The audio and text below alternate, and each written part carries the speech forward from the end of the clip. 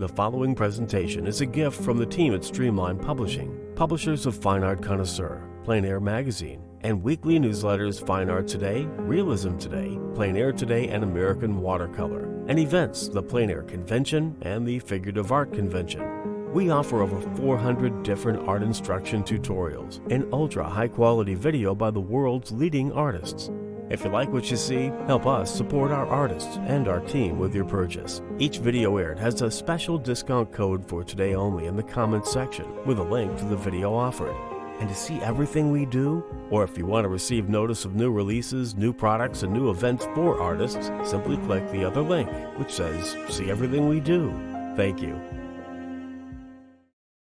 Hi, I'm Eric Rhodes with Plein Air and Fine Art Connoisseur magazines. I was on the phone one day with the great artist Scott Christensen. I said, Scott, who out there is really crushing it? Who do you really love as a painter? He said, Christine Lashley. You got to do something with Christine.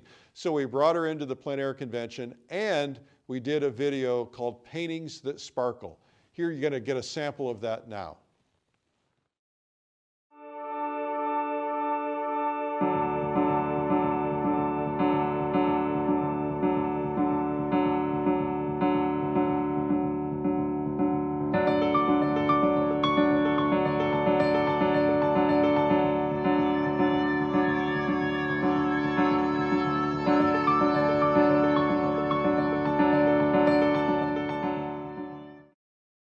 Hi, Christine Lashley. I'm here to help you to learn how to add pizzazz and sparkle to your paintings today.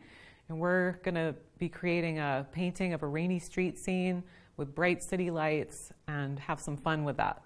So I've been painting for about 20 years. I would say 10 years seriously working on my paintings and my oils. Prior to that, I was really a watercolor painter and I didn't work in oils. And that's really where I learned about the power of how to create light and get the vibrancy in your paintings.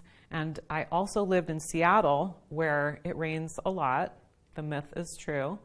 And I would be driving to and from where I needed to be, and especially at nighttime, it was just very exciting to see all of the lights and the dripping reflections, the refraction of some of the light coming through the glass. So that was the idea for my video, to show you more about how to get that look, and not just for city scenes, but this could translate into maybe sun sparkling on water, or if you wanted to get extra dynamic qualities for some of your other type of paintings that would just need that extra push. Let's talk about getting inspired for our painting project ahead. First thing that I like to do is review a lot of the photos that I've taken. Those might include photographs I've taken before, and based on the idea that I have in my head and maybe some of the photos, I actually might go and seek some other reference. I gather most of my reference for city night paintings with photographic reference, and it's a few plein air studies that I do. But there are times that I've painted plein air for nocturnes or cityscapes. And so I just like to talk about that for a minute. An easy thing that you can do to prepare for a painting that you're going to create is go out, experience the scene, maybe make a quick memory study, and I'll show you a little bit about that later, or just make a quick study if you have your paint equipment. It doesn't have to be elaborate. It could even be as simple as just a black and white study, making sure you capture certain key shapes and maybe even jot down some words that excited you about the scene, such as golden glow, very blue sky, I saw shades of purple. That might be enough to augment what you see in your photos later. When I'm painting plein air, and the paintings that I've done that are nocturnes on location, or also twilight is a great time to paint, dawn as well. So all of those kind of transitional times where you have lighting that is casting a lot of interest in the scene. I like to take photo reference, as I mentioned, but the best is if you could be working plein air, and those times are so fleeting. The sun rises for only a few minutes or sets for a few minutes. So a great way to do it, and this is what has worked for me for plein air events, is to see what I'm going to paint, be excited about it, take notes, fully commit to remembering what is my lightest light, my darkest dark, the key components of what got me excited to paint this scene in the first place. Ideally, it's great to go set up the next day. So let's say it's sunset and you see a scene that is very exciting. Plan to be there ahead of time the next day. Also, if you still need more time to finish your scene, you can paint it dawn the following morning. So that's really been a help for me painting at the plein air events. And I did my painting Atlanta Rush this way. I worked from the darkness into the light, and I could pick the exact moment where I had the sky the color I wanted. I knew the lights were going to be the most important. And also my painting Twilight Libby Hill. That was painted over 2 evenings and 1 dawn. And the sky changed each time, and one time it rained, so that was a bonus. I said, oh, there's my rainy street, I'm gonna do that.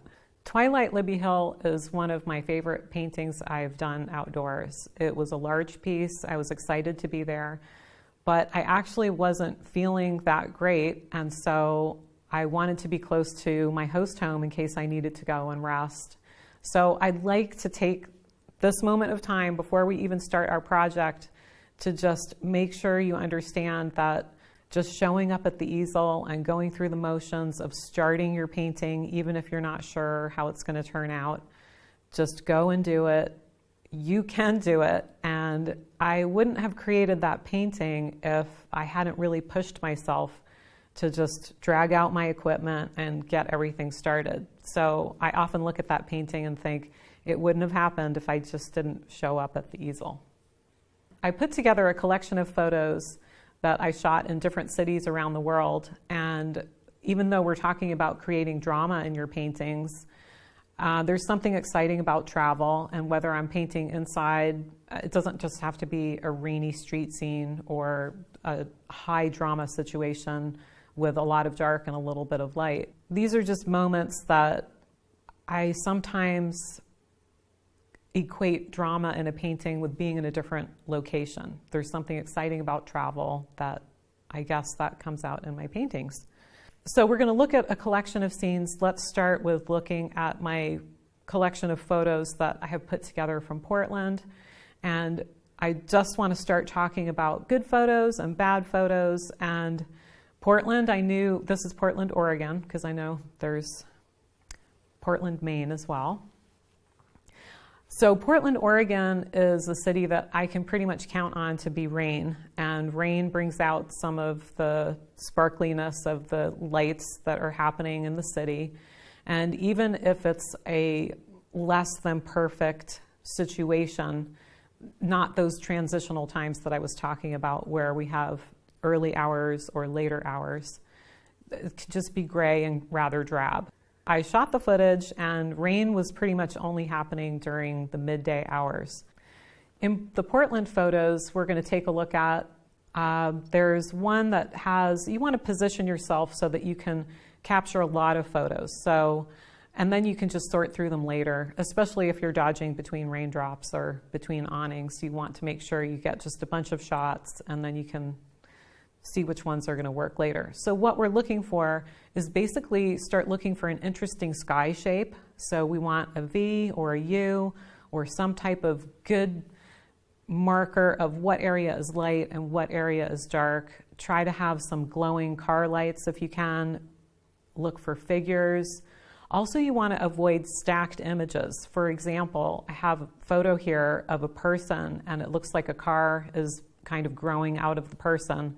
And so this unfortunate T shape is not going to make a good painting. You really can't save that. It just creates a snag for the viewer's eye. Something as simple as a strong vertical line coming out of a figure, or just tangent edges. Watch out for what I call kissing edges. You want to make sure you don't have to keep everything separated, of course. There's a lot of overlap, but you just want to avoid those type of weird edges. So when you're gathering your reference for your painting, I sometimes think of separate elements. I think of good reflections, good building shapes, good sky shapes, and good figures, also good cars. So I have a couple of different collections of photos to just look at quickly here.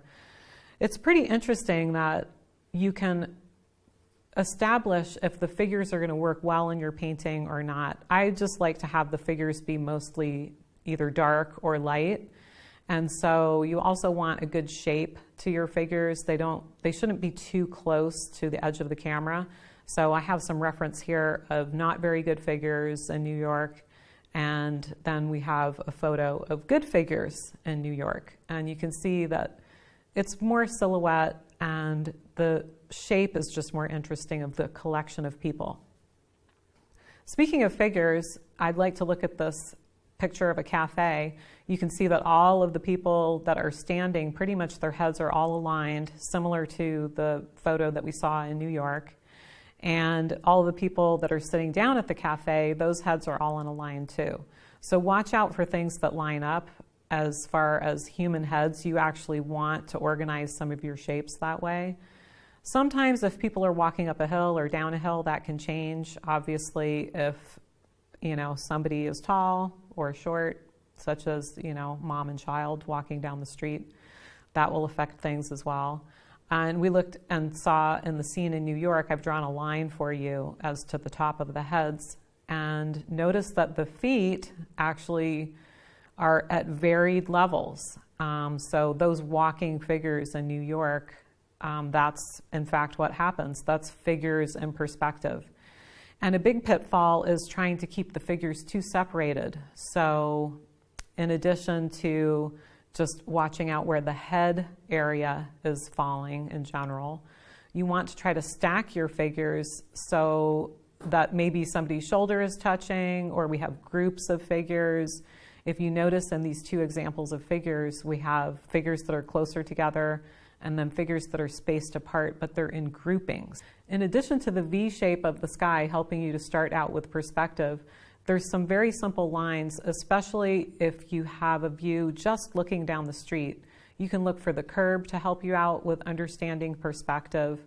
But the V shape of the sky should help you get started on your perspective. I have a diagram here that shows just simple lines going in perspective. It really will help to make your scene more believable, and then you can start having fun with your shapes, with the figures and all of the lights that you see in a cityscape.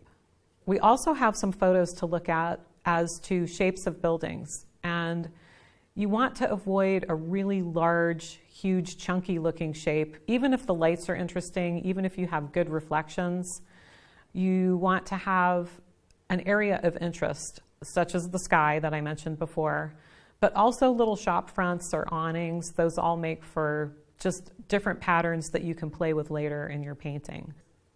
This photo of Ponce City Market, even though I had great reference for the street and so forth, I decided the building was just way too clunky looking and I couldn't really do that much with it, even through cropping in and trying to extract some of the fun reflections out of that.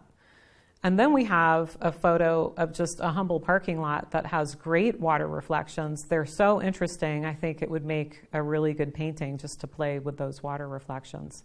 You can also look at just the pattern of the pavement. That alone, with the puddling of the water and all of the abstract shapes, again, lots of fun to be had there, cropping in and doing different things. You can also, as I mentioned before, splice together, let's say, a little bit more of a gray scene where you have an interesting shape to the sky or the buildings are doing something interesting. Maybe you could turn that into a nocturne. So you could take a photo such as the scene here where it's an interesting shape to the buildings and the sky, but combine that with some interesting reflections, and I think you'd have a good painting by combining those two. You have to be a little careful of not combining too many things. I think then it starts to get a little crazy, but it's just a way to get started on the project and pick your primary reference. Cars can be easy to paint if you just keep them simple. Again, go back to the safety idea of, is my car light? Is my car dark? And that's going to help you get a better shape on your car. So you can stack the shapes of your cars, such as parked cars, or keep them singular. Each one works just fine. You can also create some drama with paintings that are done indoors. And I created this bar scene it was just on an 8x10 panel, and I just had some fun with it. I set up in a bar with my friend, and we painted the lights and we painted the people serving drinks to customers. We had a lot of fun with that. And basically, what made this work was the collection of lights behind the figures and thinking of the figures as dark. So really, your reference could be as simple as that: dark figures and a lighter background.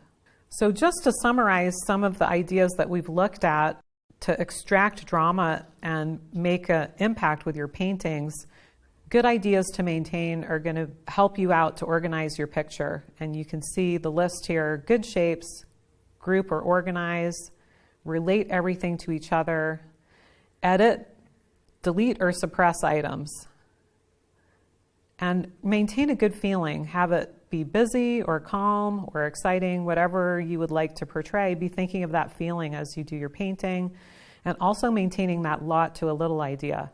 Things that are going to sabotage your painting are if you copy exactly the photo, if you keep things separated. Remember always to merge stuff.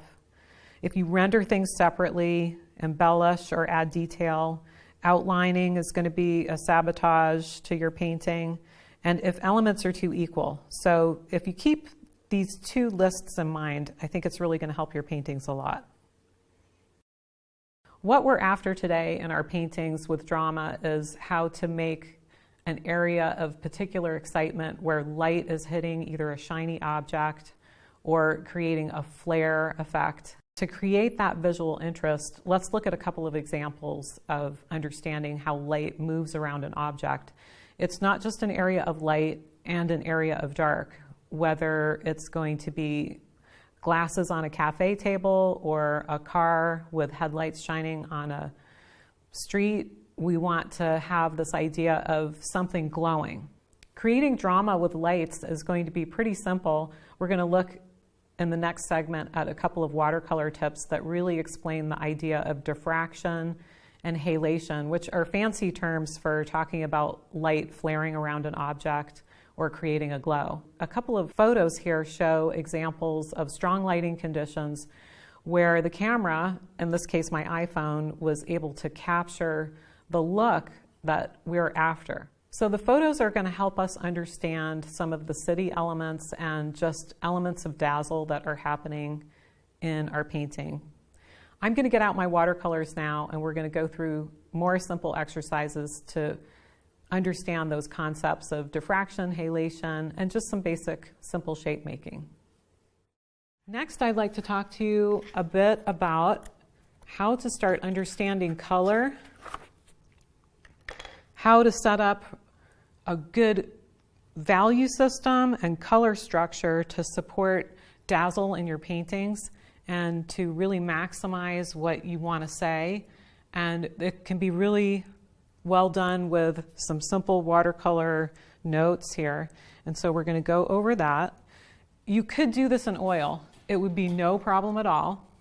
The reason I'm doing it in watercolor is it just seems to go a lot faster for me, and I like some of the connectivity of the way that the watercolor emerges. And so that's why I'm choosing watercolor.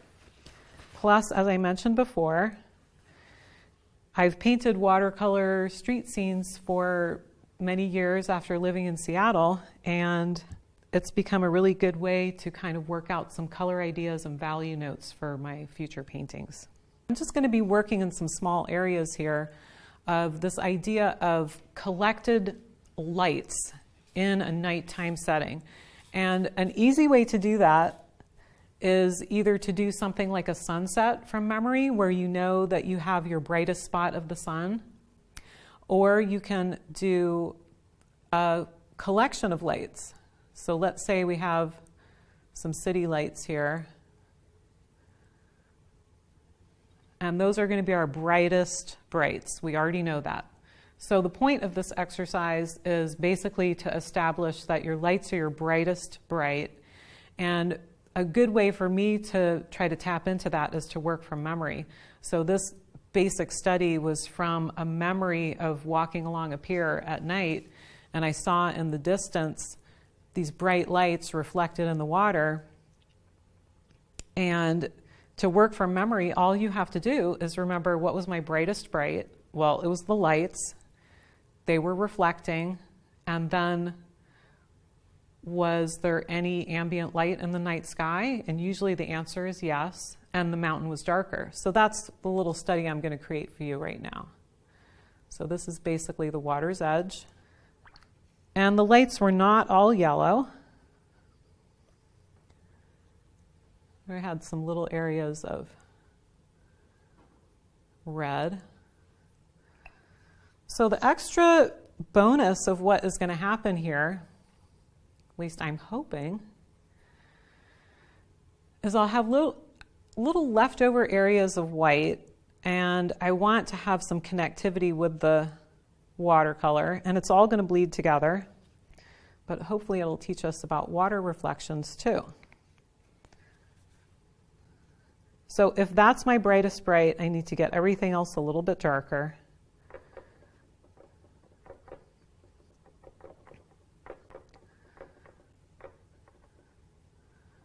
And so I can quite simply go around that. And you can go around some individual pieces as well.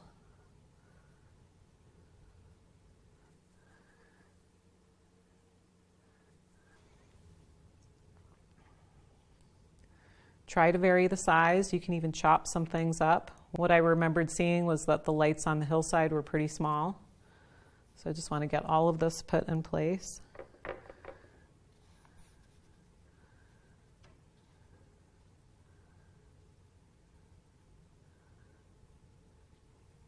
Let's chop that down too.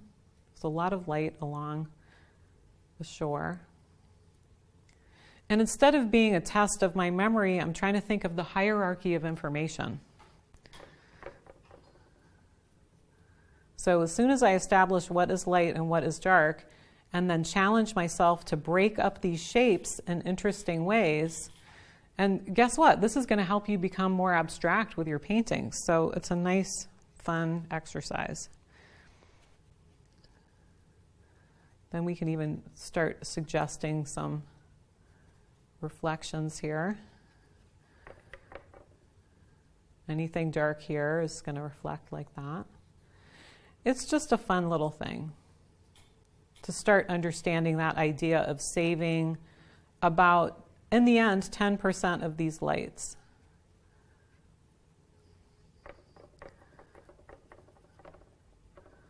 So the mountainside was in fact darker, and let's give that a bit of variety to it.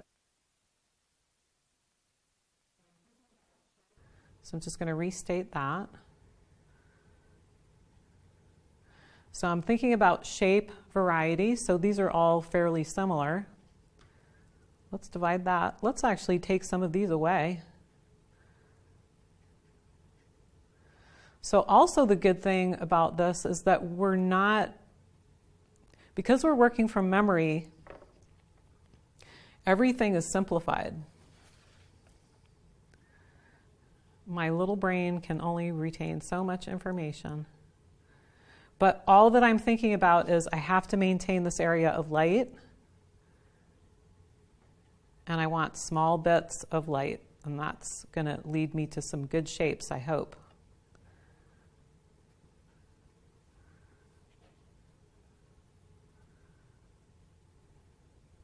And notice what else is happening. As I darken predominantly the rest of the page here, these lights appear to be getting brighter and brighter. So let's work a bit on my reflections, just to imply the waterfront here.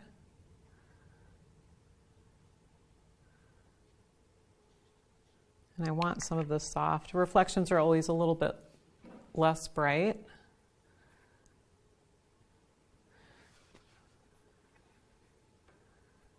Soften some of those edges.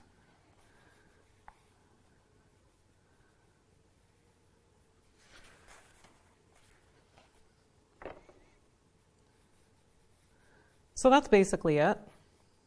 Just maintaining that hierarchy.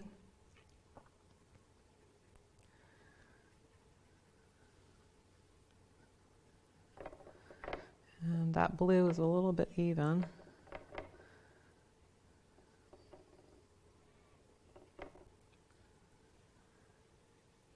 See what some darker areas in here are going to do.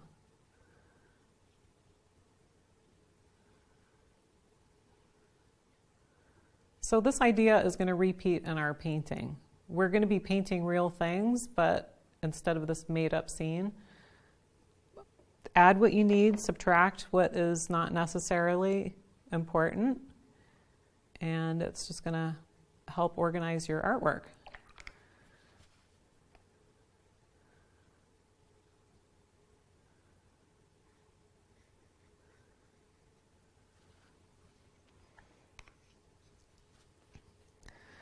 So let's go a little bit bigger. Let's try to think about the lights that are happening on the street. If we have this type of light, let's do a couple of different lights here. They're equally spaced apart, and I might want to have some that are smaller. Now, these are just abstract little donut shapes right now. That's about it. So the point is, how do I make this yellow even brighter? How do I get this feeling of the flare of a light, maybe the sparkle on a rim of a glass if you're doing a still life? I want to set up, again, the hierarchy that these bright highlights, we can't go any brighter. This is the brightest bright. Same thing when you're working with oil. Your brightest bright is going to be titanium white or whatever white you happen to be using. And so the other thing that we can do to add variety just to these three little things is maybe we make a variety of color. So we're always after the idea of unity yet variety. So I'm trying to add some different colors here. And then a good supporting dark. Definitely make use of your color wheel where you have your opposites on your color wheel that are going to support the final message that you want to say with your painting.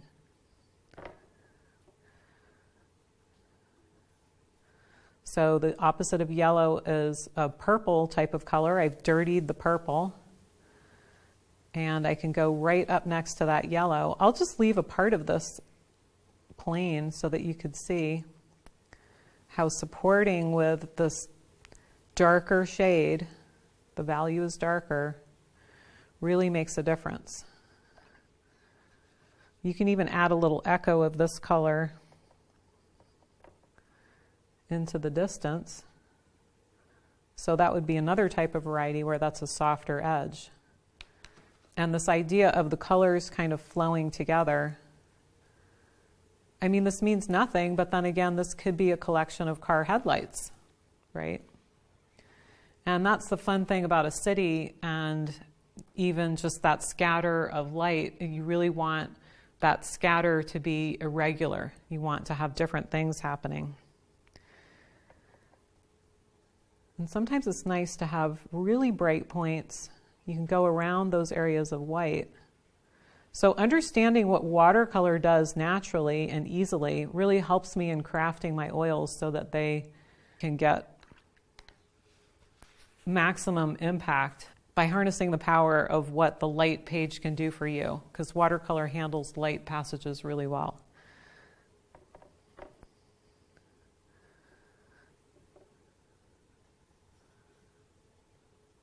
So maybe even go darker. So that glow that's happening, I mean, that's basically what's going to be happening with the oils and making that impact. Let's just take a really quick look at a painting that shows some of that and some other studies that I've done. This is the same type of exercise where I've just added a different scatter of dots. And here we get into a bit more reality, but notice the percentage of light versus the percentage of dark is definitely weighted on the dark side. And the darks are predominant, so the light is really called out and tends to sparkle. Here is just a very simplified form of that. I'm trying out some browns here, and I went back to just gold and just neutral colors. So these would be great, you can think of these as color dot studies for your future art. I think that would work out great. Or you could just do those simple pencil studies and move right into the final.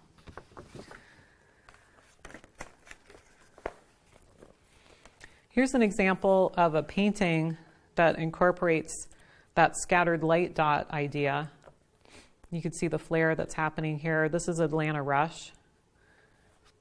And we've got some scattering of red dots here and a halo happening, and a lot of the lights are connected. I have photos that show things getting dissolved in light. Strong light, especially in a night city scene, will appear to wrap around an object. And also, if you've ever seen a TV on in a dark room, you realize it's casting a glow.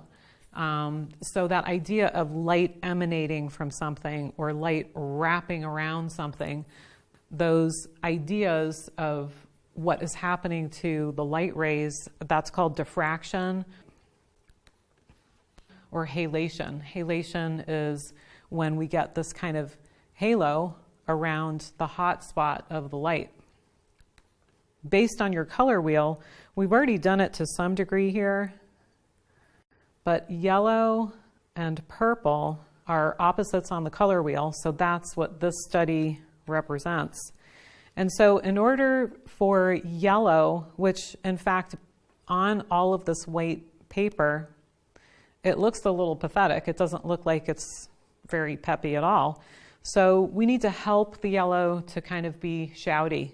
And in order to do that, the Impressionists would do different things. They played around with value, which I'll show you in a minute. But also they did something where they would put the same value. They would take this value and they would put the complement adjacent to it.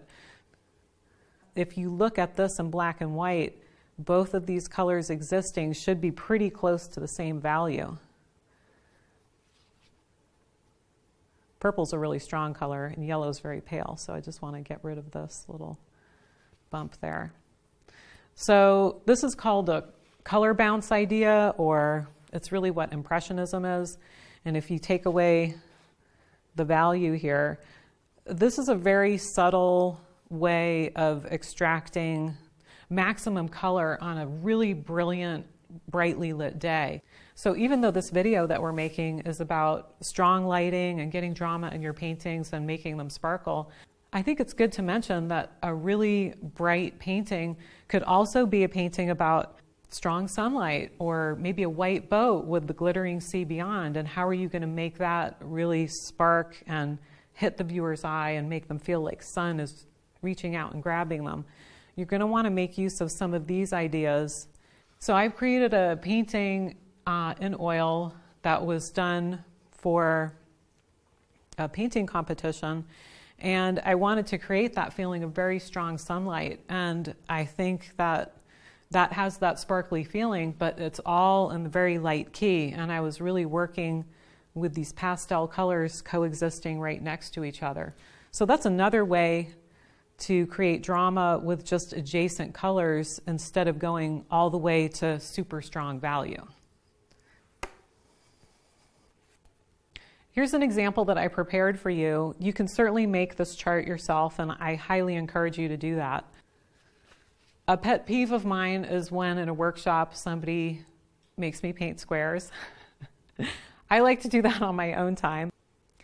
Anyway, so that we can get painting, let's just examine some of these components of these squares and what they're going to do for drama in your painting. I know it's hard to look away from all of this high contrast with the value. So if I cover these areas of dark and we're just looking at these light areas, let's explore what's happening so far. We've got yellow, red, green, and blue, and this is pretty much as bright as I can make it with my watercolor. So how are we going to help that color to be shouty? How are we going to help that to have a lot of pizzazz? Well, there's a couple of tricks that we have, and depending on what you want to say in your painting, this is how we're going to do it. This is the typical way, which is maybe not enough contrast, and especially for watercolor. This is unfortunately where watercolor has the bad reputation of not getting strong and punchy enough. So watercolor sometimes has trouble going dark enough. So I've just given an example here of these, I would say, are soft transitions, and it's not that these are bad, but they just don't have any drama at all. And that is because I've shifted the value a little bit darker. So it's certainly better than, all of these are reading as dark against the white. But if we look at these, we have a little bit more contrast, but really not that much. And we're not making use of the complementary colors. For example, red is, if we put a red type of and by the way, this and this are the same color. Optically, they don't look like that. It looks like this is lighter, but they're the same color. By giving it a box of a little bit darker color, it optically makes it look a little brighter. So we're getting a little brighter, but if we're trying to create a neon sign, it's pretty far off the mark. Going back to the complement idea, this red, by giving it an orangey brown, yes, it's a duller color, yes, it's darker in value, but it's just not creating that snap or that pop that we want. And even if we go dark enough, it is just not going to have that punch that we're looking for. Here's that complement idea, just in a box form. So you could see the color looks a little bit more peppy. Here I do have a tiny bit of a color shift. It got a little darker here, I would say. And in this box, we can see the full-on complement. And wow, this is just like, these are all just jumping off of the page. And so purple complement for yellow, green complement for red, et cetera, et cetera. And by giving the complement and having a full-blown dark, and you could even probably go a shade darker if you wanted to, you really get that pop of color. However, for the biggest pop of color, what is going to be the best is to maybe leave a little chip of white and give a full, almost a pasty look of just a rim of color before you switch. So this is getting back to that halo idea, and how can we maximize the look of the halo? So we have background color contrast in small amounts, muted color, but really dark. So I don't mean to like rush ahead. All of a sudden we had color cubes, and how can we make them bright? The answer is incorporate elements of the complement, go really dark for your background, and then give this rim highlight, very intense, of your chosen color. And for added impact, you could even add a little bit of white. So in oil, that's going to be easy. In watercolor, we'd have to lift out. So let's maybe look at some simplified ways of looking at perspective. Let's go back to our Riviera lights here. Whenever you're confronted with small details, whether this is for landscape painting or for following through with creating some drama and sparkle in your own paintings, you want to maintain this idea. We're going to talk about two things. One is organic scatter marks, and marks that are good for the painting and have visual interest, which we kind of covered here. And also I'm going to be talking about shapes and then how to break up those shapes, because these components are going to be key for abstracting our urban landscape. Let's work in a red since we're going to be dealing with light.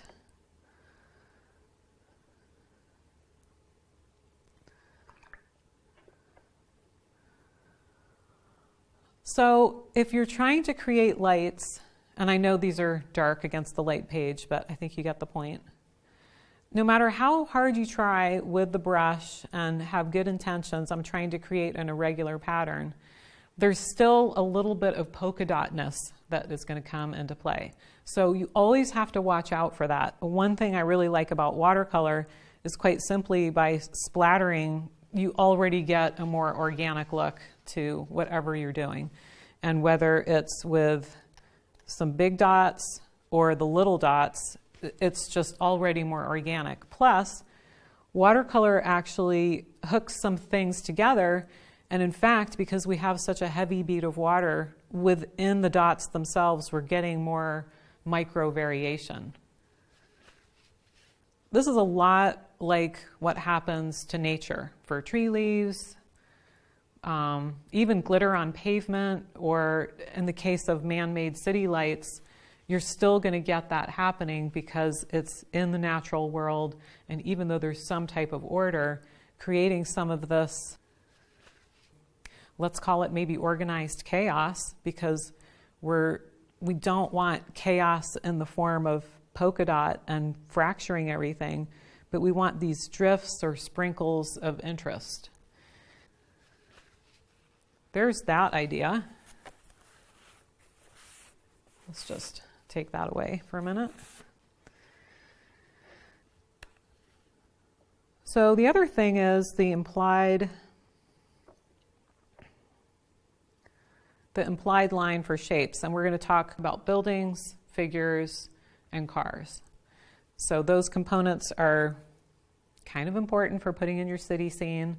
If you don't have them in, it's going to have, at the worst, an apocalyptic feel, or at the best, just kind of a lonely, what happened on this city street? How come it's not filled with life? So let's look at the simplest way of creating buildings, which is going to be quite simply some varied cubes. So let's say I'm on a boat and I'm looking at the New York skyline, right? So here's my water's edge. Okay, we know the buildings are tall, and we want to vary them. So if I'm just working with cubes, this is the easiest way to work with buildings, which is silhouette. So this building is already equal to this building, and the space in between is just about equal too. So what if this one just got a little bit fatter? Already it's a more interesting silhouette. And maybe this one is skinnier and goes down more. And maybe this has a little tower on the top or a little something. So you can create visual interest. Maybe this is multi-level. Maybe this is extra tall. So you can create some visual interest just with very simple, and this doesn't require any perspective whatsoever. You could quite simply be working with a city skyline, and instead of an organic mountain shape, you could create a skyline like this and do some studies that way. So perspective doesn't have to be, a deal breaker for doing some city scenes. And as soon as we have a shape like this, if we're talking about having things be visually interesting, all of these edges are very hard and sharp. So if we break some of these edges,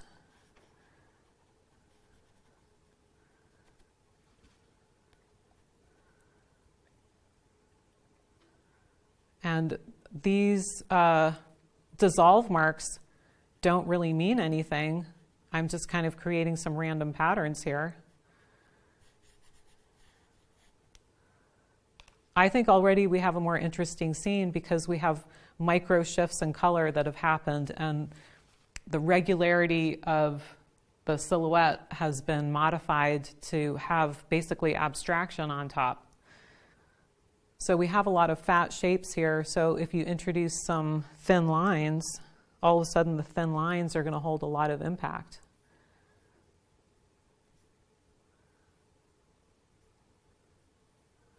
So this is going to hold the viewer's attention because you've created some thin lines. So this is just balancing a lot of square city shapes with maybe a couple of thin filigree lines somewhere.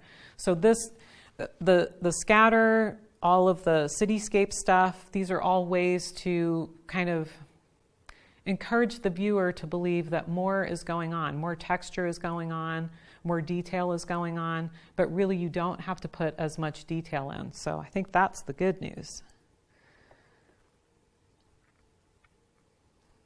Let's take a look at figures, which most people say, no thank you, I would rather not put figures in my painting.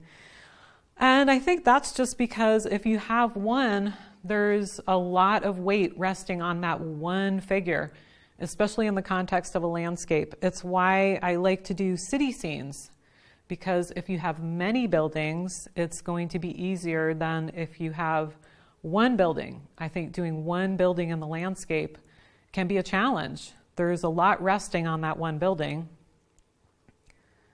You've got to have, let's say the porch angle's just perfect, or the roof line has to be just so. Well, if you have a lot of shapes in your city and you're going to vary some of that information, and you're thinking about a tapestry of scatter dots, color shift, interesting shapes, if you approach it that way, then in fact what is going to be starting to happen is you're entering a little bit more into abstraction and visual entertainment for the viewer. So we're going to notice less what are these roof lines when you have a cityscape, because there's more buildings. Okay, so if I'm thinking about a figure, the simplest way to be thinking about figures is have multiples and have them be smaller. If you have a really big figure, you'll probably have to spend a little bit more time working on them. And a really great way to be thinking about figures is we've got head, torso, and then it's the rare person that stands with a very wide stance. In photos, you can see frozen moments where somebody might have a leg out. So the shoulders happen here. Don't do arms just quite yet. And you can have your figure, instead of two legs like this is where people get into trouble or try to do feet.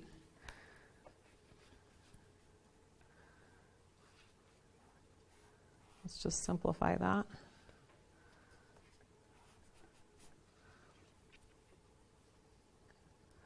Just taper that, and then just do a suggestion of arms or the body, and just keep everything close together. And I'm also thinking of groupings of figures, and is my figure light or is my figure dark? Usually in a nighttime situation, they're going to be dark. And heads are pretty much the same, but here's maybe a woman and a man's going to be a little bit taller. Be careful the head isn't too big. I'll just make the head too big on purpose here. They're walking, they're having a good time. They just finished some shopping. Maybe you have a little shadow here.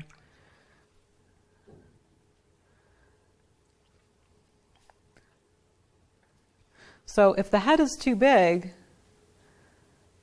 just kind of restate that. Make the head smaller than you think.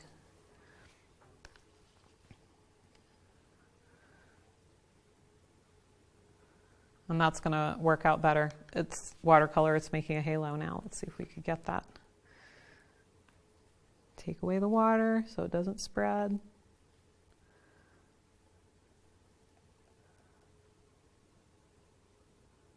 There we go. And maybe he's got like a jacket on. You could restate some of your darks.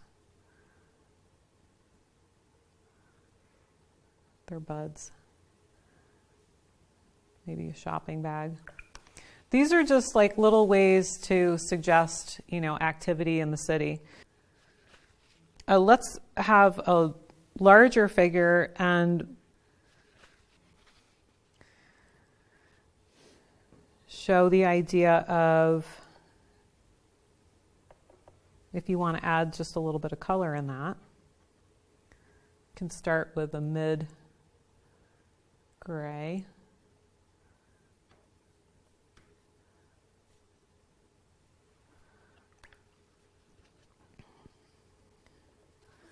And just by adding like a dark red or something like that to the jacket area, that's going to be helpful. So watch what happens if you give your figure a really dark background, especially of the wrong color. I mean, sometimes you can get away with this area. This would be linking your shapes. But you don't want to you want your figure to be called out somehow. We're back to the silhouette idea. You can break up your silhouette in some fashion, but you don't want to dissolve too much of your figure, because then, if let's say your dark area comes in here, then you've just beheaded your figure. So in city scenes, you have to pay attention to little things like this, I would either change that value back, just micro shifts. It doesn't have to be a big deal. And then maybe restate that.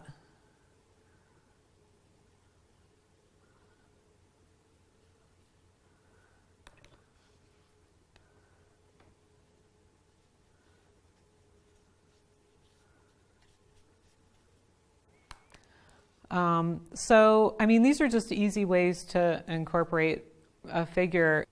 This would be as if somebody was sitting on a bench, because then the seated view has you looking up at people. Imagine sitting on a park bench, somebody comes up to you, you say, "Oh, hey, how's it going?" Right? Because you're looking up at them. So really remember, you want all of your heads pretty much to be on the same level. If you see seated figures, those heads are going to be at a lower level. Just check out any photo of a cafe and you'll see all of the heads are going to line up for the seated folks, and heads of walking people will be at a higher level, or the head of the waiter is going to be at a higher level. So your figures can be light or your figures can be dark. Most of the time they're going to be dark. That's what we talked about. Cars are another matter. Cars can be light or they can be dark, or they can be both. So make your life simple. Choose what type of car you want to paint and what is going to work with your design. And let's examine just some simple, you can think of these as like icons for cars. Just by keeping the car as a little bit more of a boxy shape to begin with. I'm doing a car from behind, and the wheels actually sit here. Usually there's a bit of variety. There's gonna be a line where that is. And you just want to have just a little hint of the window there. Maybe it's catching the light. Maybe that's dark too. And if you have multiple cars, they're going to be stacked like this, and then they're possibly going to go back. Sometimes you can get away with some dashed lines and just start to have things like that for your cars, and sometimes their roof line lines up. Sometimes what you've done here undermines what you did there. And so you can just simplify some of this or reduce your value. See what works for you. But you certainly don't have to draw out every single car and make your supporting area work for what you want to say for your car. That's the way to handle those. The simplest way is to use this either coming towards you with some headlights, then either maybe reflected, or some tail lights, or you can have a car that you're looking at straight on, and you can just practice those. Again, if you have more than one, it's going to be in your best interest, because then the viewer isn't going to look at, oh, there's the one that was painted. So have multiples, and that will serve you well. Another way to start understanding perspective, if your painting is going to be happening here, as in the simple sketch that I showed you before, is just look for what the sky shape is. So I'll just make a sky shape here. When I was walking the streets of Paris with my students, a lot of them were very worried about painting all those crazy buildings in perspective. And what I realized was because the streets were so narrow, I had everybody walking around looking at the sky with either a V or a U type of symbol. And you could really fit most of the skyline in place by looking at this V, which if you look at this V, it's going to give you the exaggerated angles that you need for correct buildings. Usually they fall right into place if you have this type of V shape built in. And this V shape will in fact lead you to where your street line is going to need to be. And then you can put in your buildings, and then you've found your street. Windows going in perspective don't have to be overthought. They could just be suggested as closer to the viewer and larger, and then going back and becoming much smaller. So this is just a really great way to start simplifying some complicated, maybe European scenes that you have. That way, when you look at your city scenes, you can start looking for those V shapes, or the peace out V shape, or the U shape, And I think that's better than worrying about vanishing point and perspective and lines and so forth. Certainly a course or a good book or video on perspective is going to help you, but just this simple, easy idea is going to get you on track for discovering some good shapes, and that's what we're all about today. Now we're going to set out our materials on the palette, and I'm going to walk you through what colors I use and why I put them there on my palette. Just in general, I'm going to have my oil paints set up. I have a few ways that I draw with the paint on the canvas and a collection of brushes here. We can even start with the brushes. I've got some hog hair bristle brushes of varied sizes. I even have this brush, which it's kind of like a mural brush. It's made of natural bristles, and you could probably find something similar to this in the hardware store if you wanted to. You don't necessarily need an artist brush. These are my favorite brushes, and I like a more stiff or resistant flex to the brush. And these are synthetic. They're made for oil, not to be confused with the ones that are made for acrylic. Those are a little softer. So these are oil brushes. These happen to be rosemary and silver Bristolon. They're going to range in size from about 2 to maybe 8. Notice this one is a little larger. Sometimes I like in the larger sizes to work with the hog hair, or I guess they're called different things, China boar bristle, but basically I think of these as natural hair or bristle brushes.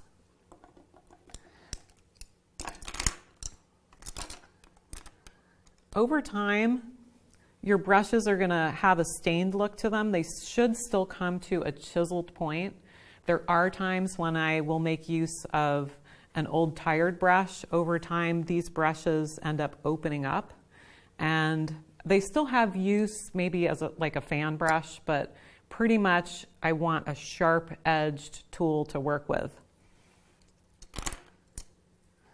Speaking of sharp edges, I have my palette knife. I'm going to have maybe some different knives.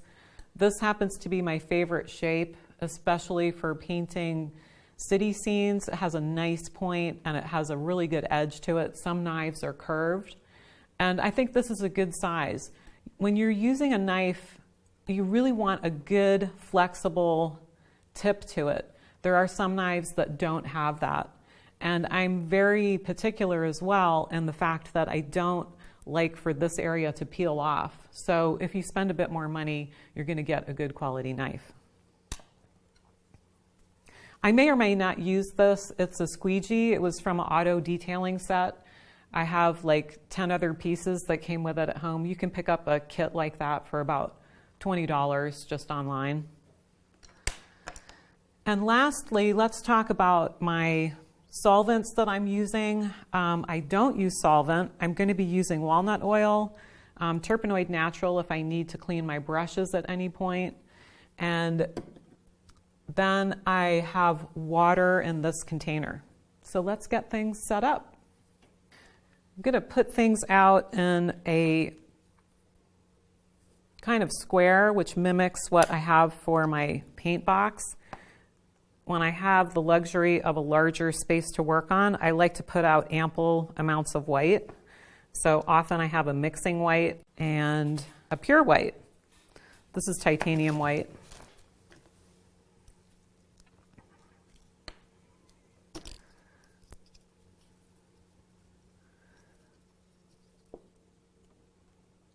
I really need my cadmium yellow, so I brought a few duplicates, just in case the tube of paint got crimped and it was unusable.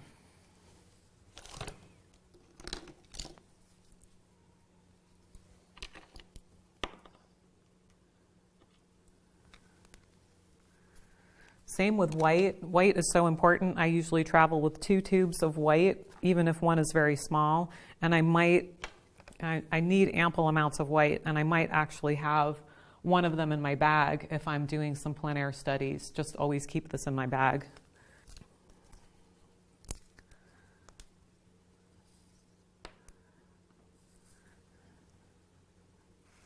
So all of the tube paint that you can buy today is ready to go. You don't really need any additives to make it work. It's ready to go right from the tube. And there's two different types of paint. There's artist grade and then there's student grade. Of course, that's going to depend on your budget, but you do get what you pay for. It's not just a marketing ploy. There's actually more pigment, more grains of the coloration that goes into the components of what makes our tube of paint. It's more packed with power. You can think of it that way. And the student paint has filler in it. But for just experimentation, or maybe it's your first time painting, that would be fine to be using student grade pigment. And you can read all of that information on the label of paint. It will tell you what type of paint it is.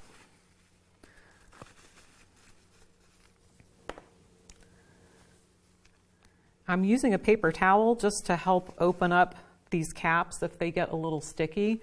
Over time, there might be some gook around the edges of your paint. And especially it seems like the older the paint gets, the more junk is there. I want to show you, this sounds like a crazy thing, but it's, I think, very important. When you open up your tube of paint, try not to squeeze it here. You actually want to hold it on the shoulders if you can, over on this side. And the reason for that is this is going to push paint into the cap. So you want to hold it like around here. And notice I do fold up the ends as the paint gets used. That avoids the big twisted tube of paint. So when I open this up, as I squeeze out the paint, I want my level of paint to be here. I don't want to put this away with it poking out of the top. And when I squeeze out the bubble of paint, I put it out like this and then I clean that off. So again, if it's going to be like this, it's just going to create a mess and possibly be glued shut next time you try to open it. So if you want to, you squeeze here to get the paint out, and then to make the paint go back in, you can just relax that and it should go back in. Sometimes you can get it to go back in pretty well with just squeezing here. That actually works with watercolor too.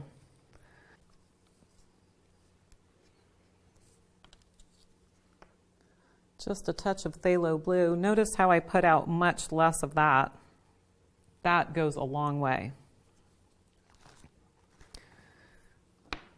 Very high tinting strength for that.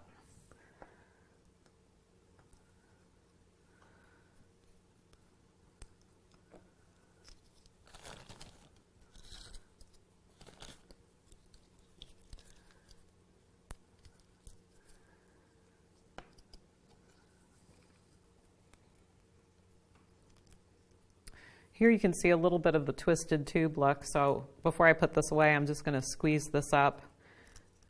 In the studio, I have a tube wringer, which is why this looks crimped. It does save you money with your paint. They cost about 20 bucks. Over time, it'll pay for itself.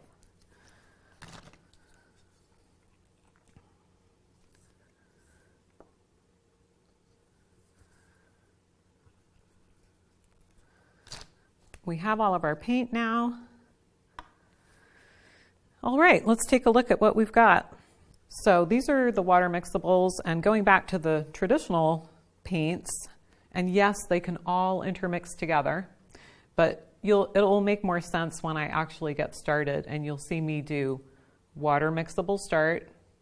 Then I'm going to move right to just a la prima painting or full-on painting, however you would like to say it, all at once, and just using the traditional oils.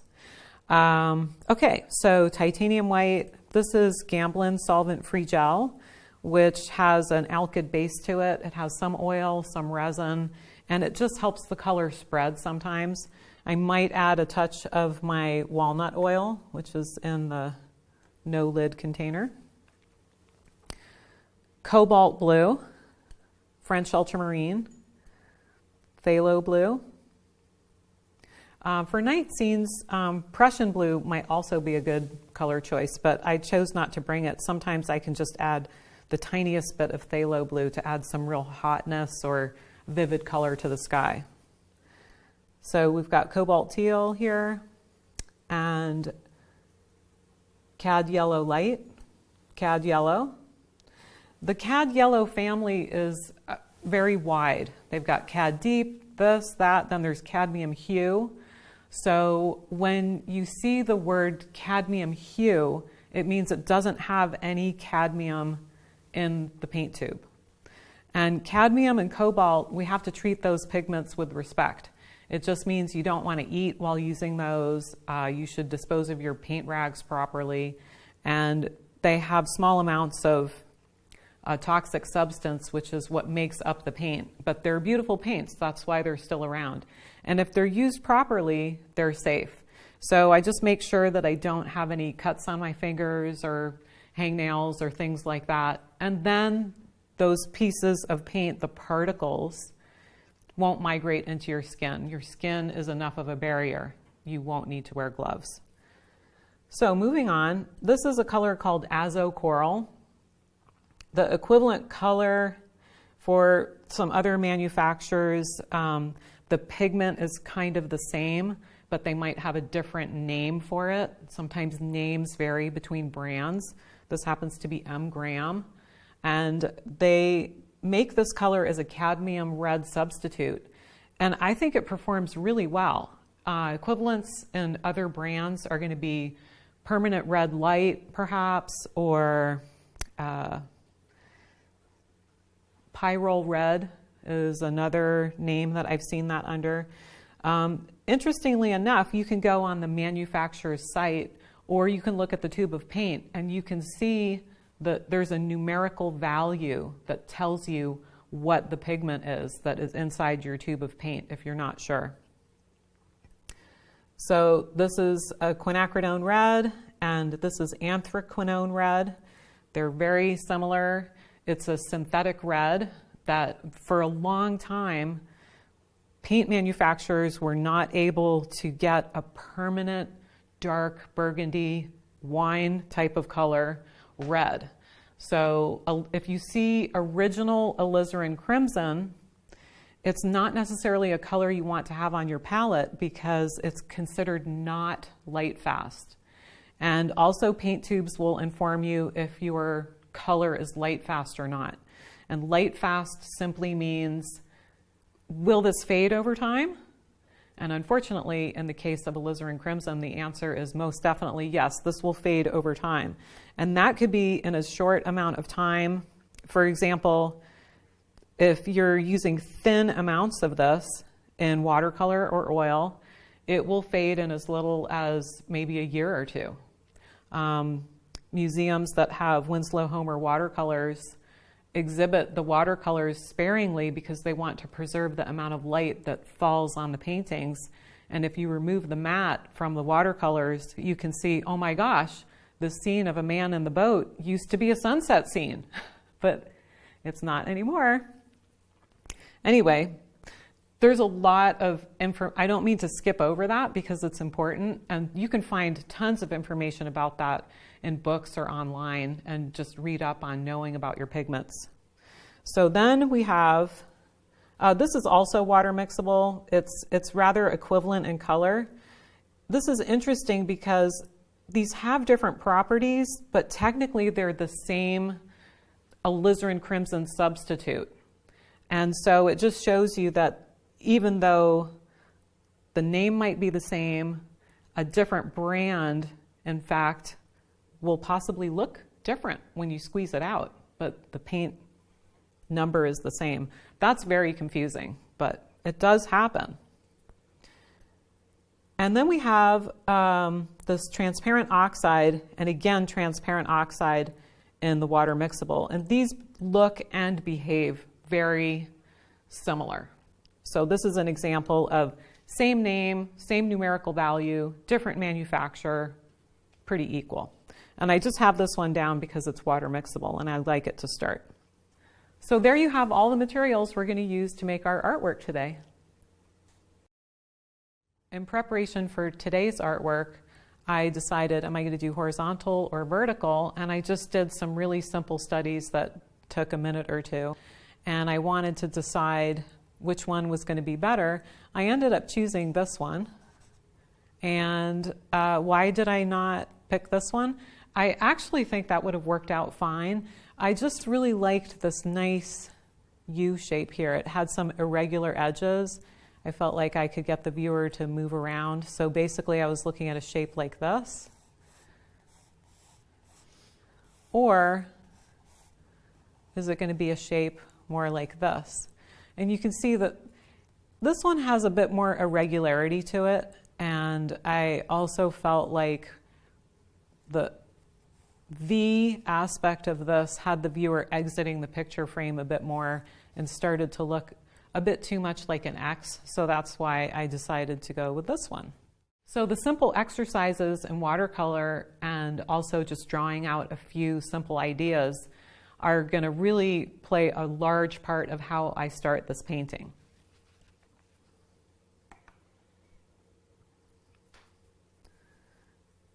So to start, I've got my water. And I want to get kind of a soupy mixture. Think of this as like milk. So this is just water I'm pulling out here with my French ultramarine and my transparent oxide. And I'm looking for that all-important, interesting sky shape that we worked on.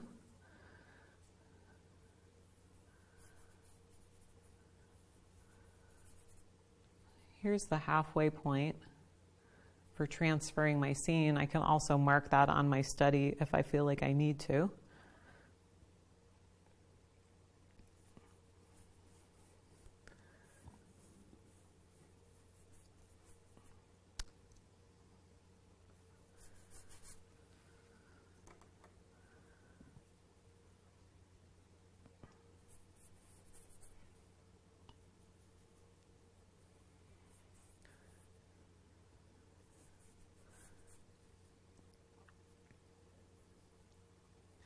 This notched shape and where the figure comes in is going to be important.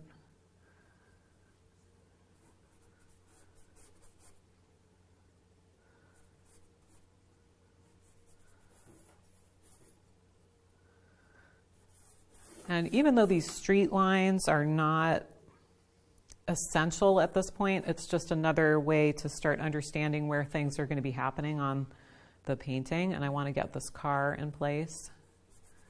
These are just really rough, bubble, kind of organic shapes about how things are and my pattern of light and dark.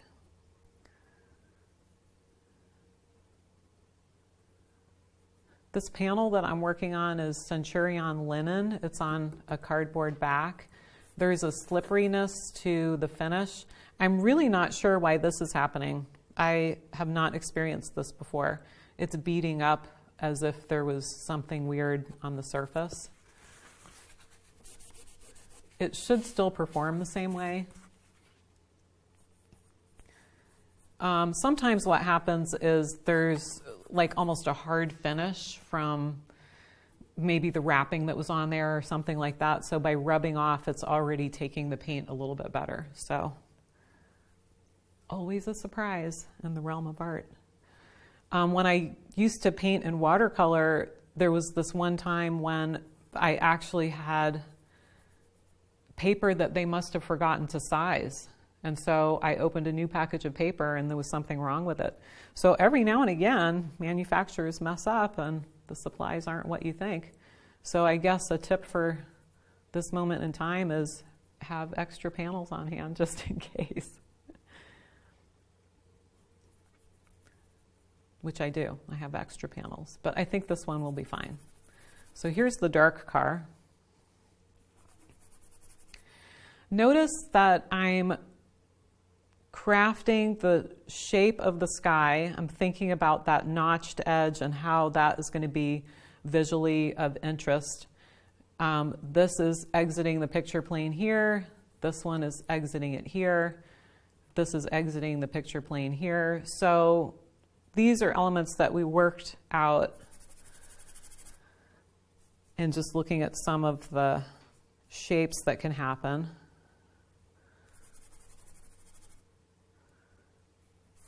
I want to switch this, so I just take a bit of water. You can even get a clean brush if you want to.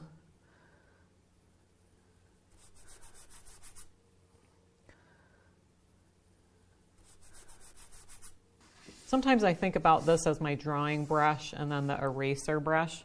So you could see you can get back to almost the canvas as it was.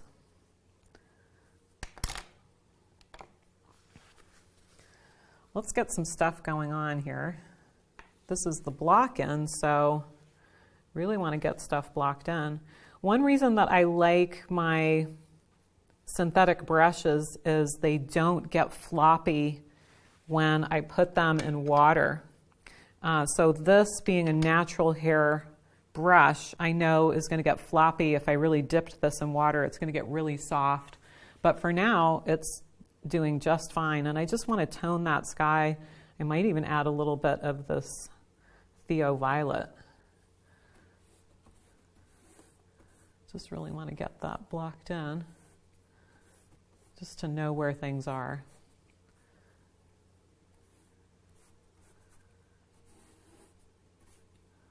And there's a touch of water with that too.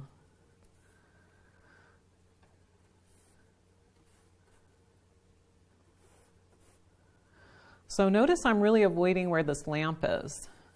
And that's on purpose because I want to preserve that white. Those of you who have painted in watercolor know that this is starting out very similar to a watercolor. Let me just wreck up this line a little bit.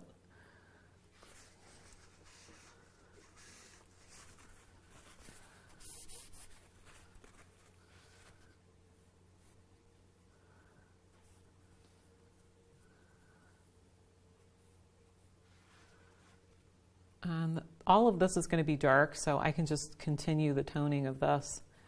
And I have this idea to increase the halo quality. I want to have a ribbon, that ribbon of light coming through.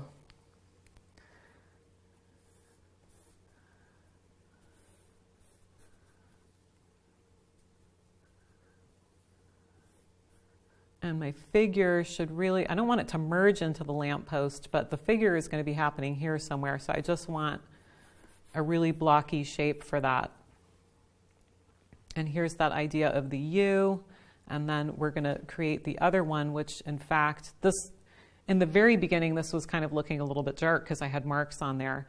But with the toning, this is starting to already glow and we're getting that ribbon of light feeling. You don't need a big brush to do this step, but it's nice, especially these big brushes are useful when you're working larger as well. And sometimes you can really say a lot with the big brush and just get it done fairly quickly, which is always a bonus. So this area with the focal point being somewhere in here, and that idea of the fan that we talked about before on how to handle those city shapes and not freak out about perspective. And the fan here, and also the V or the U for the sky. So those ideas help me so much, even just in the blocking in stage. So for planning, for blocking in, for looking for the interlocking, interesting shape that we have. And despite all of your planning, you might have a moment where you think, okay, is my design still saying what I want it to say? Right now, I would say no, but remember the idea of we have dark things, we have mid-value things, and we have light things.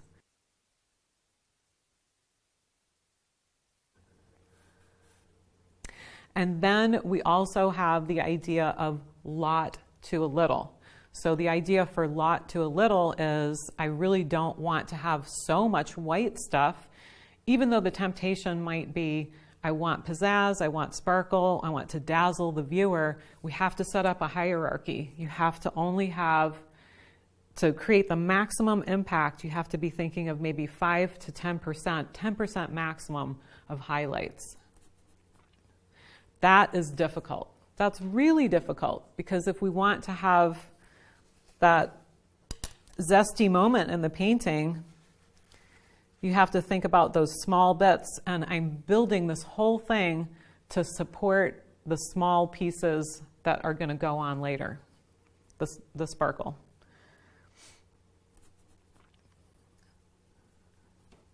Let's do some good planning. Let's continue to kill parts of the white. And what we're going to do is set up the idea of continuing to link these shapes so that then I have the white shapes that become linked, those blobby things. So really I could merge these cars, and my blurry sketch helps me a lot. This building could be suppressed in importance. And so now I have sky merging with building, merging with cars. So already we have less white showing. So this is everything, really. This is design, this is movement of perspective, this is linking of shapes, and by linking these dark shapes, we're starting to find out a little bit more about those lighter shades. You could still really be thinking of this as I have dark stuff and I have light stuff, and where do I want the importance to be? Okay, let's keep going with some of these things here. I've got this U of light, the area is working, so I want to have this dark awning. Let's double check where that is. If I think the figure's head is here, do I want to have, is the awning right there next to the head? I might want to move that up just a little.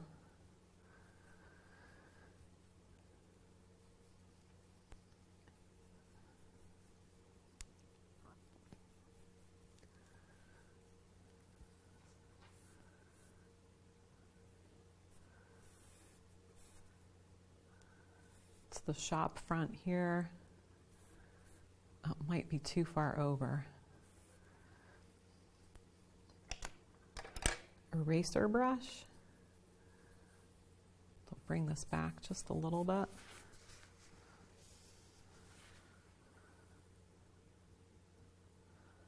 I really love these lights in here, they're great.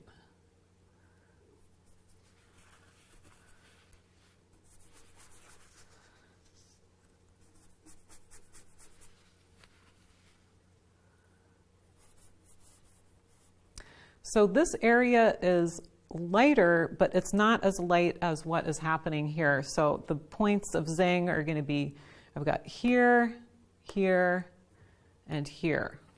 It could change as the painting develops, but I don't want to stray from it too radically. And I have a leftover oddball shape here. Whoopsie.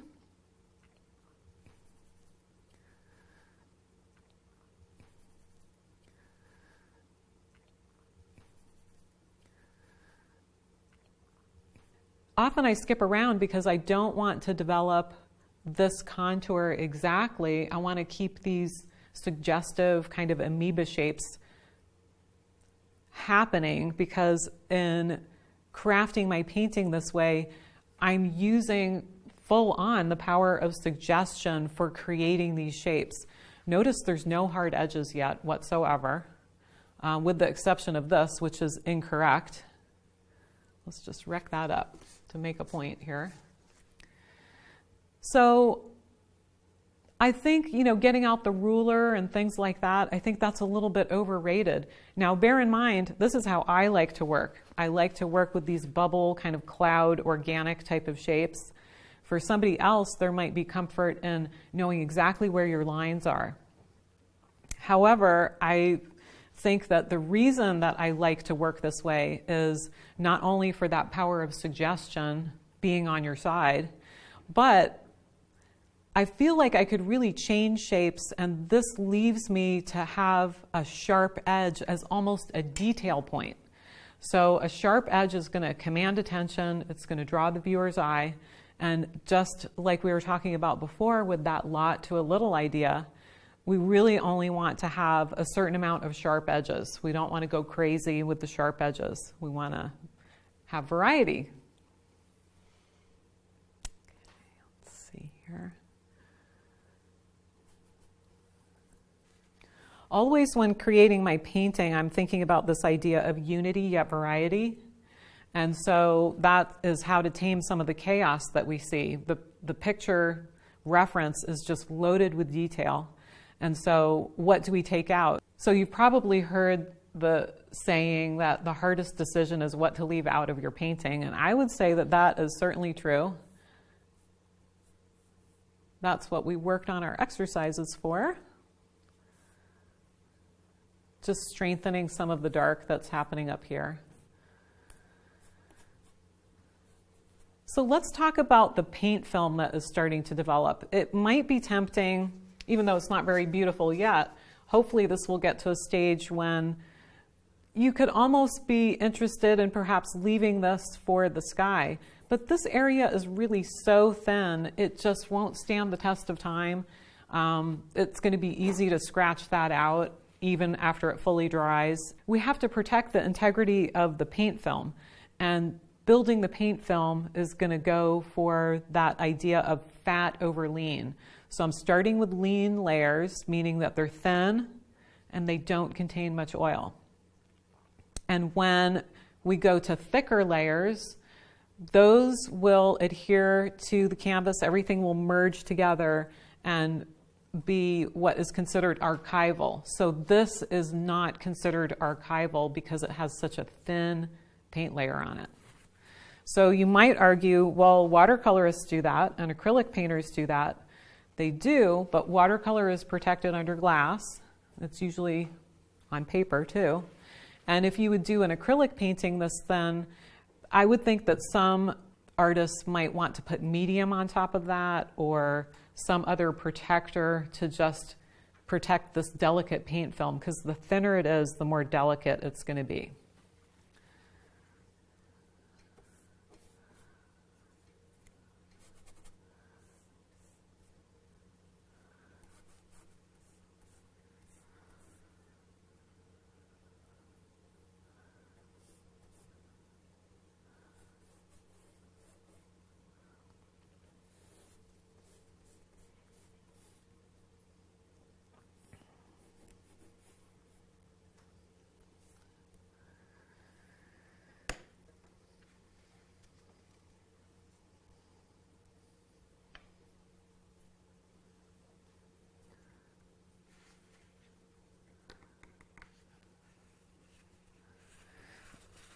Often I'll just use this transparent oxide and the blue to create a mixed setup for my painting. This is still a little bit unresolved here. Let me just zap that down. It's a little bossy.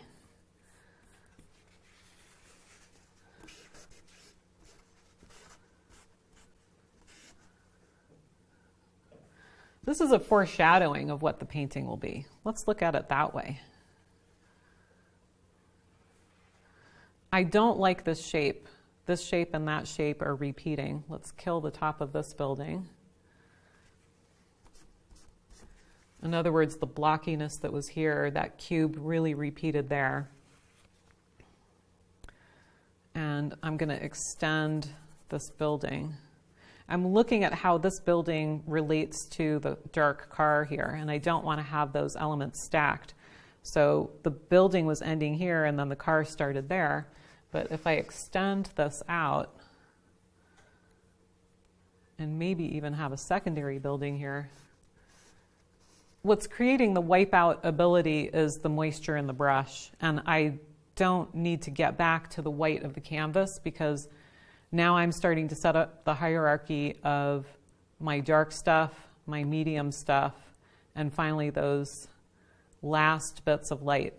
So ideally, what I want to have happen is to be putting my super lights onto basically the naked white of the panel. And that's just going to create the maximum kind of bang for your buck as far as having the color jump off of the page or the canvas support. And we're engaging the idea of a type of stained glass look or watercolor, because still a little portion of the paint, by residing on the surface of the white, that's just how you get your brightest color. So I'd like to also say that we're dealing with a surface here, and by piling on a highlight, wouldn't that be sufficient? And also, hey, Christine, what about the fact that the white and the yellow are opaque paints? So opaque usually means that it can cover over everything. So does it seem silly to be going around all of these shapes and doing all of this? Why didn't I just block in everything and have it be dark? You could have that type of argument if you wanted to, and there are a lot of good artists who work that way. One of the ways that I have decided to create all of my paintings is based on this idea of these watercolor chips and using some of the transparency that is available. So I think that makes them unique in a certain regard. Artists through the centuries have used some of those ideas, working on a light surface and not toning the canvas. It's another reason I don't tone my canvas. So those are a lot of ideas I just tossed out here about why I'm working this way, and also maybe addressing the fact that you perhaps have seen somebody start a night painting or a drama type of painting a different way. So this is what works for me. And also, I like to get excited about these white shapes that are left. I don't want to see any underpainting there at all.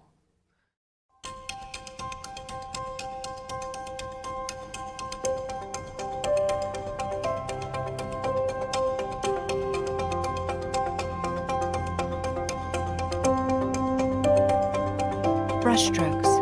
Loose, rich brushstrokes give a painting life. Abstract shapes, loosely rendered scenery, colorful passages, soft edges, bright reflections. It's the language of painting, and once you discover how to paint loosely and with feeling, you'll experience newfound freedom and growth as an artist. If you're looking for something new and fresh to challenge you, look no further than Christine Lashley. We learned about her from artist Scott Christensen, who told us she was one of the artists he was watching and impressed with because of her unique command of painting. Just look at these paintings. To capture a scene with such delicate beauty requires a light touch and an understanding of how to place all the elements together perfectly, a skill very few have ever mastered. Now, Christine will show you exactly how to create the energy, movement, glimmer, and drama that brings any scene to life, whether bright daylight, moody fog, or a nighttime scene. It's really where I learned about the power of how to create light and get the vibrancy in your paintings. From the initial concepts of how to capture light and reflections, to simple tips for painting figures in proper perspective. Christine guides you step by step through a complete painting with attention to color, temperature, and value for added dramatic effects.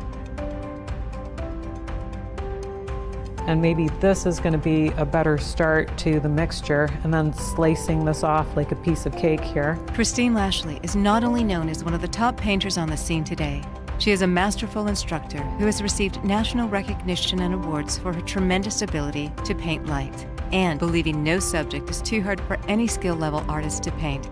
Christine breaks up the steps so you can practice right along with her. Easy thing that you can do to prepare for painting that you're going to create is go out, experience the scene, maybe make a quick memory study, and I'll show you a little bit about that later. Soon, you'll have a better understanding of the techniques it takes to use color and value for maximum impact, to paint with a more dramatic flair, and how using looser brushstrokes will allow you to be more expressive and make your paintings sparkle. Incorporate Christine's methods to infuse your paintings with vibrant energy and life. Paintings that Sparkle with Christine Lashley. Available on DVD and digital to view on your computer, tablet, or smartphone. Order yours today. You know, Christine really does make paintings that sparkle. There's some life in her paintings, and she teaches you how to do that, which is pretty cool. You can learn more about her video at lilyartvideo.com. Now let's speak to Christine and find out more about her.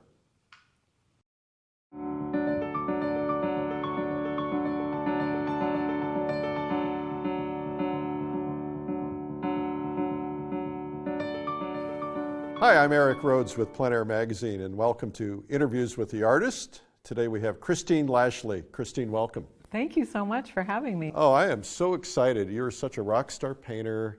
You're doing such beautiful work that it's like your career's on fire. I'm sure you're an overnight success, right? How long have you been doing this? Well, I feel like I've been painting for a long time, but I've just really taken it seriously for, I'd say, the past 6 to 7 years. And That's impressive. Thank you. I just kind of, the kids are getting older, and I thought, what am I waiting for? I have to put myself out there. I have to be risky. I have to enter plein air events. Why not? So when did the painting begin for you? Really, things started taking off, like I said, when I entered plein air events. Plein Air Vermont, which doesn't exist anymore, was the first one that I did. And that's why you did it, and they killed it. Well, I did get an award, yes. It can't get any better than this. It's just, well, first of all, the people that I met there were so nice, and they were people I'd read about in the magazine.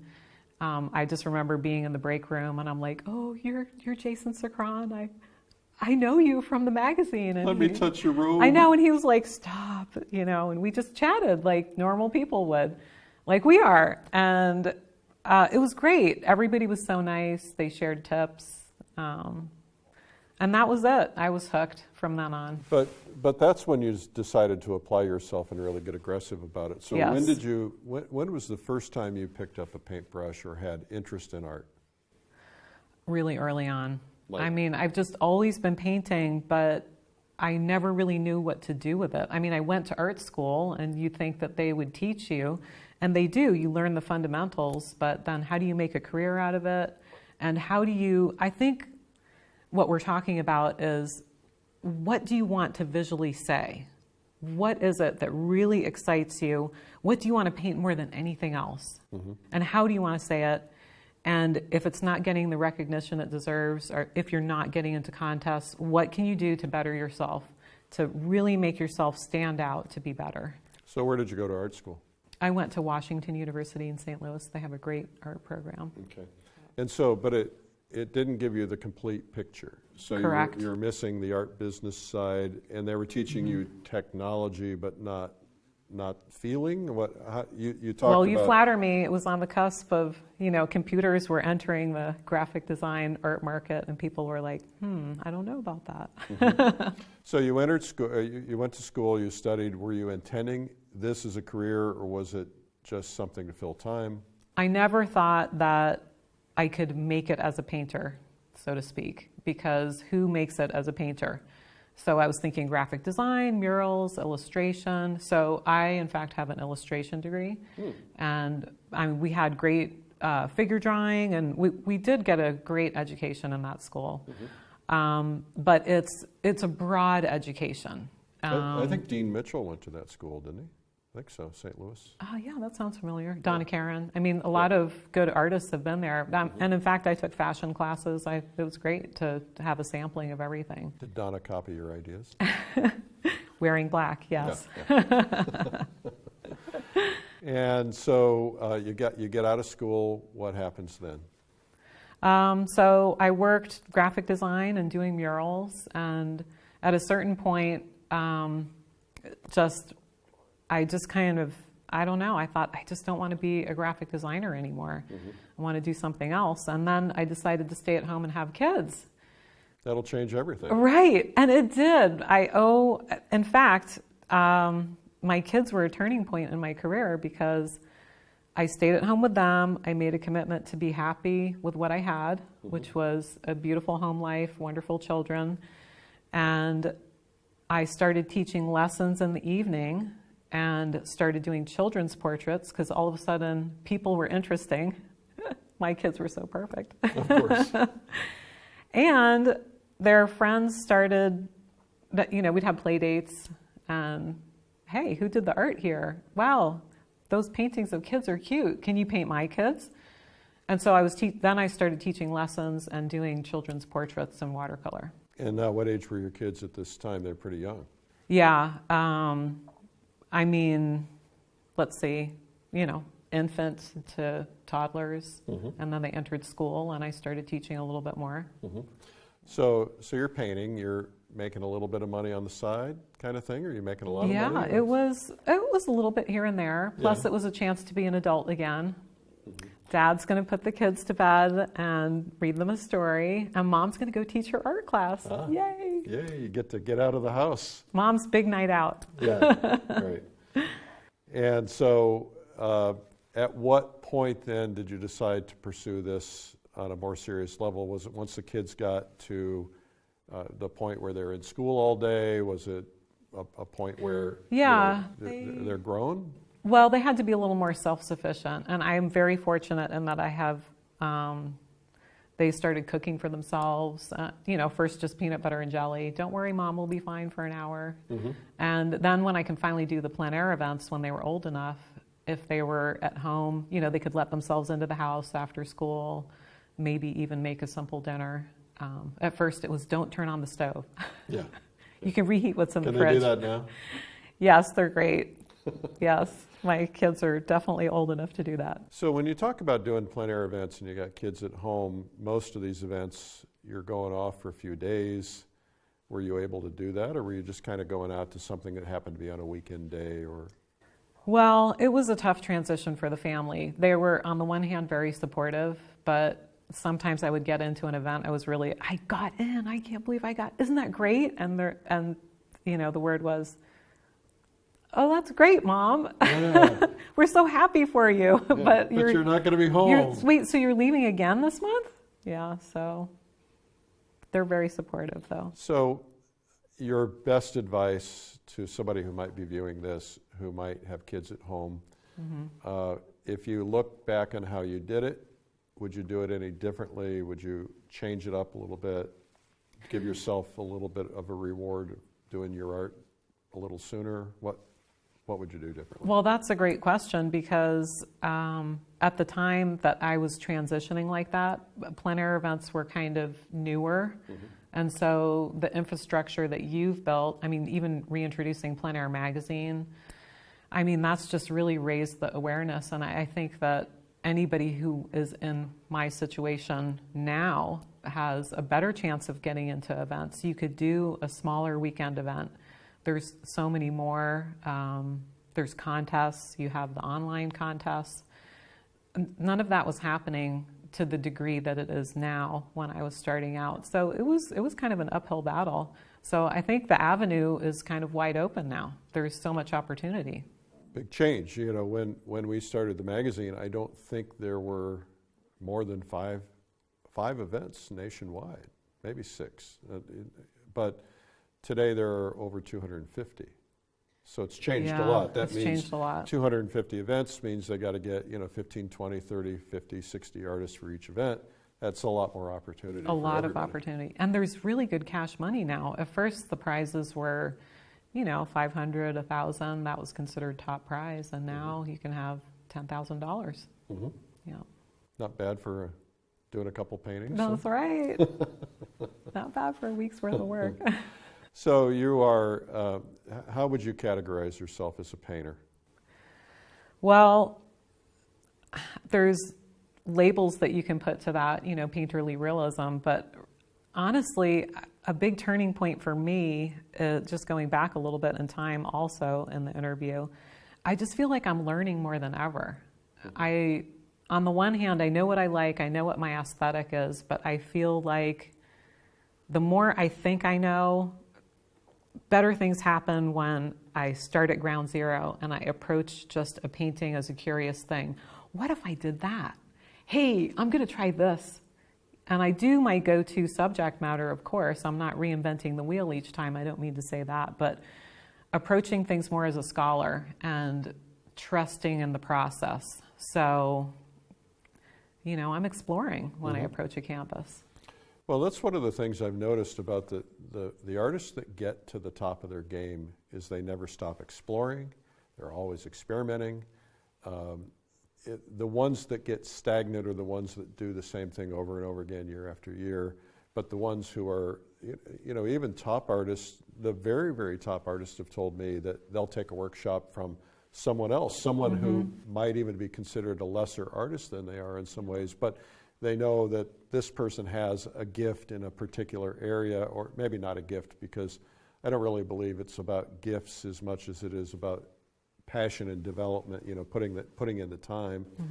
And so they'll go learn from you, for instance, or from somebody else. I mean, I first learned about you from Scott Christensen. So you're on the radar of the big guns. He's a wonderful person. He's a great example of somebody who never stops learning. And he says he learns from me, so what higher flattery is that? Absolutely, yeah. Well, and your work is beautiful, and there's a lot to be learned from it. So are you a studio painter, a plein air painter, a both combination? Is there a way to delineate that? I used to consider myself just a plein air painter. I actually started in watercolor, and I've transitioned into oils, but and it's one of the reasons I ended up taking Scott's workshop. I love the idea of taking workshops at intervals, regardless of where you're at. And sorry, I forgot the first part of the question. I don't remember it either. Okay, well, we're chatting anyway. Hey, how about those Mets? That's right. No, but just transitioning from watercolor to oil and having that curious mindset, I mean, that's what just continues to lead to some good things. And why did you transition out of watercolor? I think I was just curious about oils, and what was holding me back was the use of solvent. I found out I was allergic. I would get hives and kind of get dizzy, and so then I did a whole lot of research on different ways to approach your canvas and not use any type of solvent product whatsoever. So let's talk about that. What would that be? What's that look like? Well, it could be really simple in the fact that I just don't use solvent. So I use everything else. I'm using traditional oils, water mixable. I can even use some mediums, such as Gamblin solvent-free gel that does not contain solvent. Or you can be complex about it and say, I start with the water mixable underpainting and to mimic the look of the solvent. And then I actually, when I'm doing the idea of fat over lean, the underpainting is the watery stuff in the water mixable. And it all works pretty well. Sounds like I've got too much equipment to be working with there, but it works. So in terms of plein air painting, for the people who might be watching this, they're not a plein air painter, maybe they don't even know about it or haven't experienced it.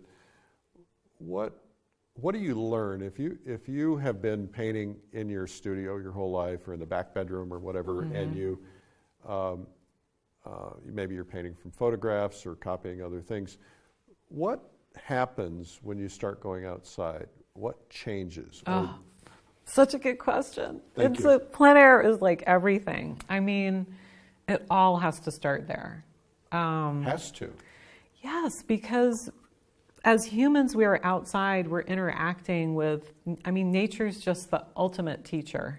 You can take as many workshops as you want, but you're just going to learn from going outside and seeing.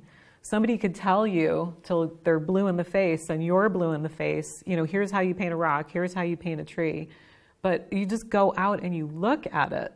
And then some of the ideas that you can almost see things click in people's brains when they're looking and a teacher is describing. It's like, oh, so that's what you mean when, and Carlson was talking about this. And you're like, yes, that's right. It's all coming together. So for those who don't know who Carlson is. Well, Carlson's Guide to Landscape Painting is kind of what... Published in what, 1930 or something? Right. It's been reissued how many times? Like it's a classic. Dozen times. Yes, one would say he knows all the answers, but he's also of the school that you never stop learning. And he's still looking for answers as the book progresses. So we're trying to finish we're standing on his shoulders, in essence. So when you write your book, and you have three primary principles that you have to communicate to people that are more essential than anything else, what would those three be? Well, going outside and working plein air, I just don't think you can get enough of that. Even if nothing comes from the painting, just making the effort to put down some color bars and color notes. And then what we talked about, just continuing to learn. It doesn't mean grabbing unessential information, not just, let's learn, let's take 1 million workshops. It's, you can take a workshop and not like what the teacher said, but actually you have learned something about yourself.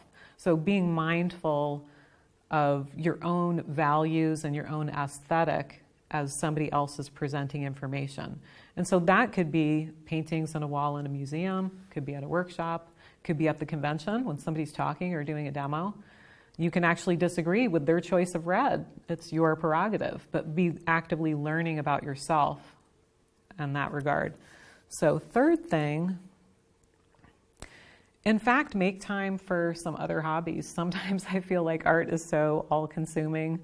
I mean, I've cut down on so many of my other hobbies. I try to do cooking and gardening. I'm down to just those other two things. They take up a little piece of the pie now. What were the other ones? Oh gosh, everything from horseback riding to quilting to, I tried knitting, and yeah, I was into all types of stuff. But painting is number one now. Well, the nice thing about gardening is you can create your still life subjects, right? Right. Go outside.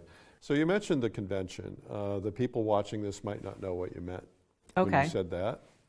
Mm-hmm. So the Plein Air Convention that is being put on once a year, it's a big celebration of plein air, which is the idea of painting outside. Just what got me so excited before. And you're on the faculty. Yes, I'm on the faculty this year. And it's the numbers were huge, the people that attended, but it felt like an intimate gathering because you got to see some new people, old people that maybe you had seen before. It was great. It's kind of, I think of it like Thanksgiving, it's like going home and being around this big giant table with all these people that, except, it's Uncle Harry's not there. It's your kindred spirit family reunion, right? Yeah. Yes. Yeah, people who like the same things that you like, your tribe. Yep, exactly. I remember you mentioning that, I think, and it's just at the address, opening or closing, and it just couldn't be more true. You just kind of started getting warm and fuzzy in the room, like, oh, all these people like this stuff too. Yay. Well, I think the community is such an important part of being an artist. And what tends to happen is that those of us who are not out participating in plein air groups or plein air paint-outs is that we kind of get isolated. We get stuck at home. We're sitting in our studios and painting away, and oftentimes we're alone. It's just our families. Right. And I think that community seems to be a really important aspect for an artist, whether it's the plein air convention, the idea of once a year, at least going and reconnecting with all these people. You're in community because you're going to some of the plein air events and connecting with other artists at those things. And also you're able to talk to collectors and so on. Well, I'm glad you mentioned that. We're talking about that sense of community because I think I used to think it was about what I was thinking and feeling, but you're right. It's connecting with other artists and being open to what they say. I learned from my students. I hope that my students are learning from me. And it's that sense of camaraderie, seeing what somebody else is excited about, hearing different presentations, snatches of conversation I heard in the hall in the Plein Air Convention. All of those things just kind of support your growth as an artist in maybe ways you don't know about until later. I think the full benefit is reached maybe 2 weeks after when you're like, wow, I'm processing that. Well, when I was developing this concept, I thought, I've gone to so many demos and things and watched them, but then I forget what I learned. And what I thought is if you can take it and apply it that day, so you're watching somebody famous like you on stage, and then you teach me how to make my painting sparkle or something, and then I go outside and I apply that. Not only do I apply it, but I you're around, I can go find you and ask you, hey, I need help here. But also, I'm cementing it in my head right then and there because there's so much information otherwise. And then you're right, over the next, I found that, for several weeks after, I'm like pulling things out that I picked up at the convention because I try to, even though I organize it, I'm trying to sit in on it because that's really why I created it, so I could go to something like this. I know, I was going to say, so do you paint at the convention? I do. Oh, good, good. I wondered that. Yeah, it's very important to me, and yet I want to be out and talking to people. But I think that's it's like this is what needed to be done. This is what I would like in my life, and that's quite frankly why I created it. I thought if I'd want it, some other people would want it. So yeah, go ahead. well, I was going to say, I mean, what you're touching on is that Zen moment where you're in the zone of doing the painting, and sometimes a trick or a tip that you saw, like at the demo, and you're like, oh yeah, I want to go try that. And the faster you can get in your zone, the better. So if somebody like just tips the scales to all of a sudden making your painting click and work for you, I mean, what a gift is that? Yeah. Yeah. Well, I think it's really also cool to be out there, you're part of history. You're out there painting the Golden Gate Bridge, and there's like more painters than you've ever seen in your life together. And yet, if you walk, you take a break and you walk from painter to painter, you could walk and look at everyone and you would not see two paintings alike. It's so true. And it's kind of a great educational experience.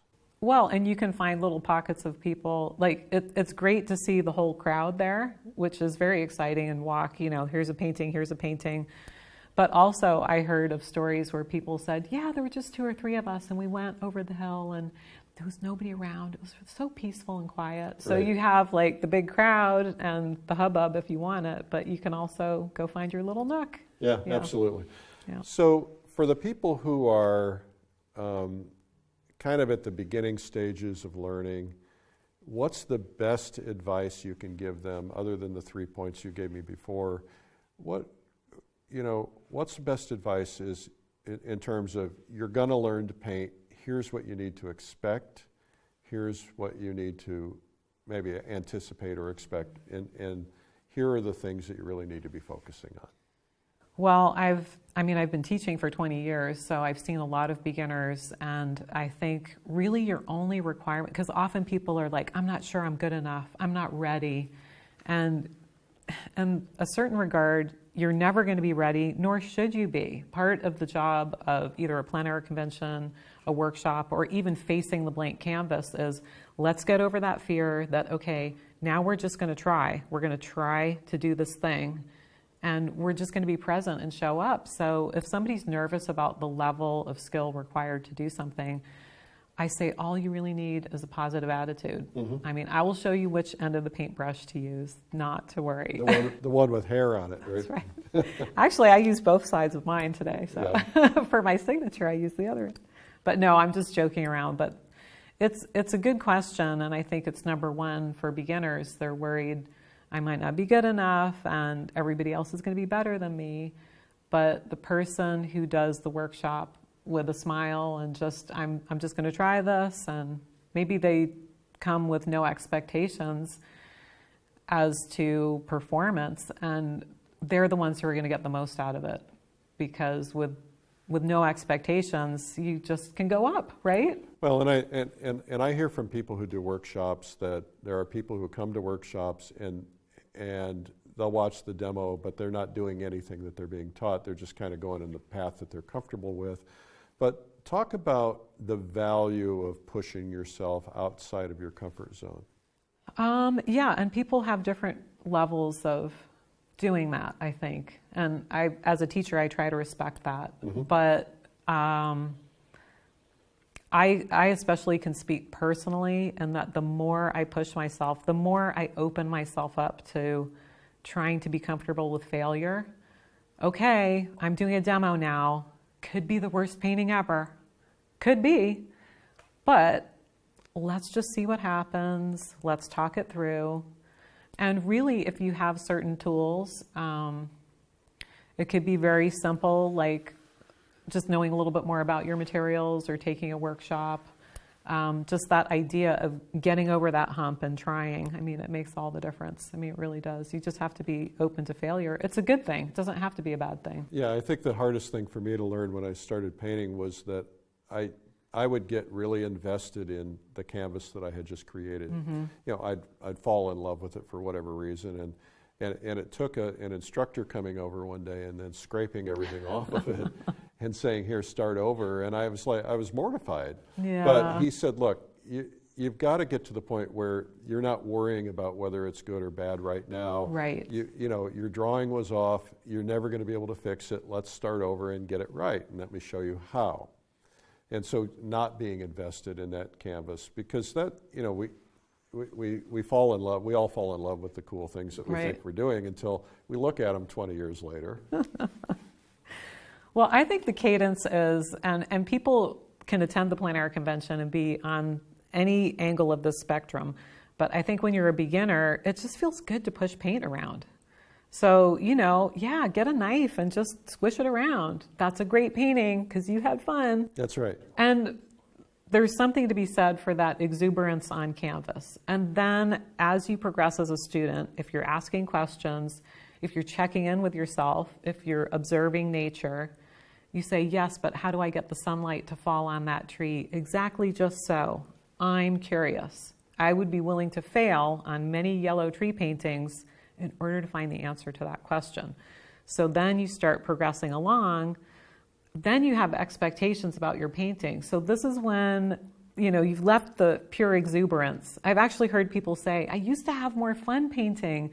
I'm so frustrated now. And I say, it's okay, because you're learning. Let's check in with you. Doesn't that feel good? And they're like, oh, yes, it does. So. Yeah, I was painting I had a small study that I did in Canada in the mountains, and I did a big painting of it, and I had done part of it, and it was going really well, and the trees were looking really good. And my wife walked into my studio, and she said, don't mess with those trees. Those are perfect. And the minute she said that, I had to mess with them. Oh. And not because of her, but I realized that the trees were drawing all the attention in the painting, and they weren't supposed to. Oh. And even though I had done them well, I thought, well, if I did them once, I can figure out how to do it again. And that's a good so attitude. I scraped it down and redid it and redid the drawing and changed everything. And it's still a bad painting, but it. Oh, come on. No, but it won't always be, right? Okay. But in other words, you have to be willing to be flexible. So you're enjoying the process. Not always. I mean, do you have moments when you're painting and you go, sure. oh, I should give this up? Right. There's always moments when you think, what did I just do? I don't understand. How did that happen? Yeah. Well, for me, it's when I'm getting lazy. Like, you know, if I'm tired or I haven't put enough paint out and I'm like trying to make other colors work because I don't want to go get another tube of paint. Or, you know, so I think that you got to get away from it once in a while. You have to give yourself some breathing room. It's not always easy to do if you're in a quick draw or something, but. I know, speaking of quick draw, I love quick draw. You do? I do. I'm like one of the freaky individuals that loves that. Yeah, you like pressure? I never would have thought so. Here we are here I am having to do my demo. And even teaching, I was extremely shy, totally introverted. I would never be able to talk and paint at the same time. This was me long ago. And so I think it's been, baby steps to overcome that. Mm-hmm. And watercolor teaches you something. You can't really be afraid with watercolor because it shows on the page. Yes, everything shows. And so what I found at the Plein Air quick draws is that you just don't have time to second guess everything. There's time to slow down. This is what happens with my studio paintings. I slow way down, I reassess everything. It's a different experience. And to some degree, my ultimate experience is it feels very pure. The Plein Air quick draw, it just squeezes everything out of me. All my creativity comes out. And it just feels so good. And I'm in just pure paint mode. There's almost no cerebral, it's just complete reaction. And you could think of it as practice versus performance. I've been practicing, I have all my skills, I've done my learning, and then poof, there's my performance. So I don't know, it feels good. What can I say? Maybe I'm an adrenaline junkie. I don't know. Well, that's good. Closet adrenaline junkie. Well, I think that one of the things I've learned is if you think too much, sometimes you create problems for yourself. When you're under the pressure, you're operating on instinct, not so much just thinking about everything. It's like the best paintings I've ever done in my life were 15-minute paintings. There you go. Where I had the sun was going down, the wind was blowing, I'm holding the easel down with one hand, and it's like in psychotherapy, they do these things to distract you so that your brain is. I've never been. Well, okay, maybe that one time, but it's this idea that you're not overcompensating for things because you're just like big brushstrokes It's trying instinct. to get it down, and sometimes those are the best, most Yep. beautiful paintings. I think that's exactly it. That complements what I was trying to describe before. That moment of just gestural, this and that, and that's when we're talking about plein air, when we're talking about the convention, that's basically what's on everybody's mind, is that moment where it's pure reaction to the scene. You're just so overcome with excitement to capture that on canvas. How do you school yourself so that you can do that? How do you let yourself go so that you could do that? And how do you just be present? I mean, you were there on that mountaintop doing your quick thing. That's why that happened, because you had showed up and let it happen. Right. Yeah. You got to put yourself out there. You have to do it. Yeah. Yeah. Any final words for our friends out there?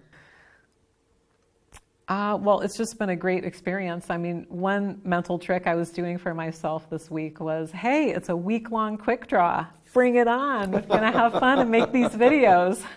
So I'm looking forward to the same for the Plein Air Convention. Can't wait. Cool. Yeah. Well, we're honored to have you here. It's really fun watching your career, and I Thank just you. know it's just going to continue to soar. Thanks, I Eric. think people are going to love what you do, and it's just terrific to get to know you a little bit. Wow, thanks so much for having me out. I really appreciate it. Thank you. All right. That was Paintings That Sparkle with Christine Lashley. I hope you're having a good day, and remember, keep your head in the game and keep focused on your art. I'm Eric Rhodes.